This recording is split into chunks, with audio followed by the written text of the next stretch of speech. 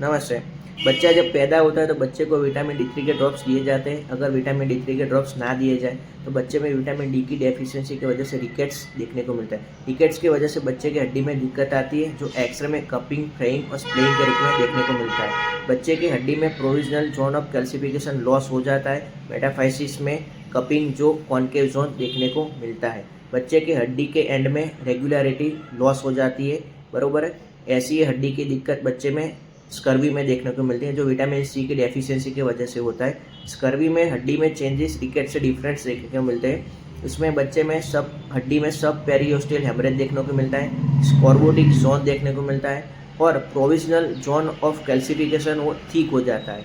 And जो बच्चे का होता है हड्डी का वो एपीफाइसिस, उसमें रिंग एपीफाइसिस देखने को मिलता है और पेल्कन स्पर देखने को मिलता है, बरोबर। रिकेट्स दो टाइप के होते हैं, रीनल और नॉन रीनल।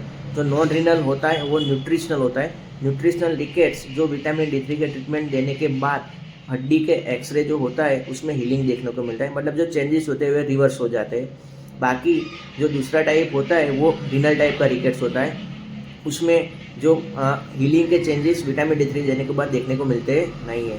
रीनल रिकेट्स में भी दो टाइप होते हैं, एक एजोटेमिक होता है और नॉन एजोटेमिक होता है। एजोटेमिक जो होता है उसमें क्रिएटिनिन हाई रहता है और जो नॉन एजोटेमिक होता है उसमें क्रिएटिनिन नॉर्मल होता है। क्रिएटिनिन नॉर्मल वाले रीनल रिकेट्स में अगर एसिडोसिस होता है तो रीनल ट्यूबुलर एसिडोसिस की वजह से रहता है रिकेट्स। अगर एसिडोसिस ना हो और क्रिएटिनिन भी नॉर्मल हो तो दो टाइप के रिकेट्स होते हैं, एक विटामिन D डिपेंडेंट रिकेट्स और दूसरा वाला होता है हाइपोफॉस्फेटेमिक रिकेट्स। Okay, thank you.